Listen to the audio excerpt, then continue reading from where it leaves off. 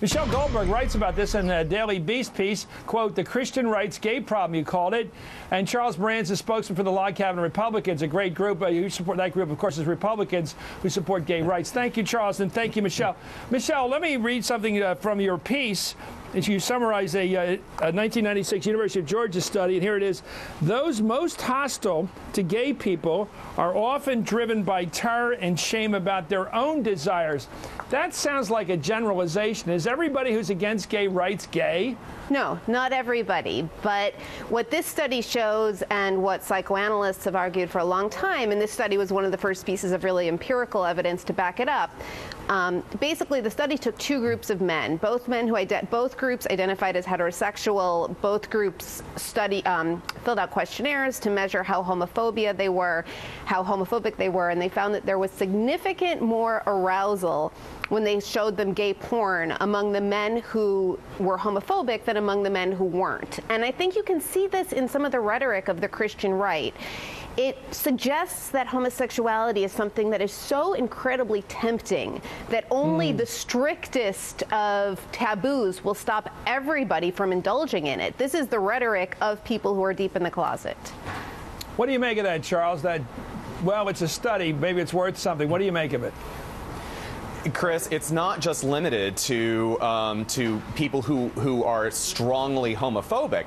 You see in a lot of different sectors of society, and I'm certainly not going to be making excuses for people like Ted Haggard and people like Dr. Reckers, but in a lot of different areas in society, we still have institutionalized homophobia, and it's not just religion. It's, the rap music world. We talked a lot here in the Prop 8 aftermath in California about the influence of homosexuality within the African American community. We know in the reggae music world, even in country music last week, when that country music singer came out as being a lesbian, there was a lot of apprehension. So, yeah, but what do you make of the, while it has made a lot of progress, we've got a lot of work to do. We have made enormous progress. This country is so much more open to gay rights and support of a military service. It's moved dramatically. I watch this stuff all the time. Absolutely dramatic shift towards openness and acceptance, and more than tolerance, real acceptance. But let me ask you this, Charles.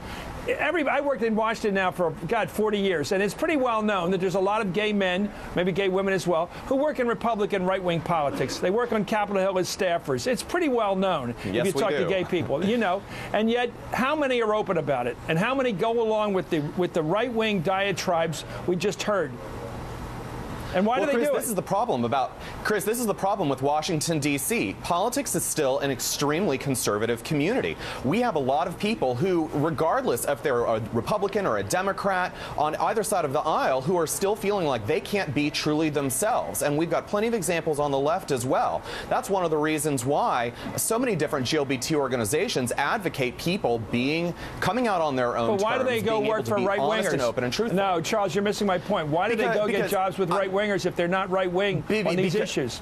Because a lot of us are not single-issue voters. I'm clearly openly gay, and there is no gay line for environmental rules or energy rules, or just because you're gay doesn't mean you support, taxpayer-funded bailouts, and don't mean you support socialized medicine. We're not single-issue voters, and just because we're gay doesn't mean that we adopt liberal positions on a lot of other issues that focus on society. Michelle, let me go to this. You don't need a poll to know that there's irony in this country. I mean, or a study. Irony is the life we live, and hypocrisy may come with the territory of politics.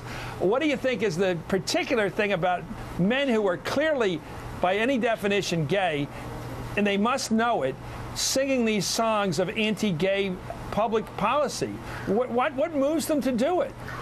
I think that it's actually something more than simple, than kind of complete hypocrisy or complete cynicism. I actually think that for somebody like George Reckers or a Ted Haggard, they probably hate themselves so much that they're attracted to the idea that homosexuality is a choice or homosexuality is curable, and they're kind of desperate to prove themselves and be accepted by the heterosexual world. Okay. I guess when you book a flight with rentboy.com or something, you think of it as a choice. I guess that part is, guys. Anyway, thank you, Michelle. I don't think of your orientation as a choice, by the way. I don't think at all. I think God has a lot to do with this. Anyway, Michelle Goldberg, thank you. Charles Moran, sir. I love your organization.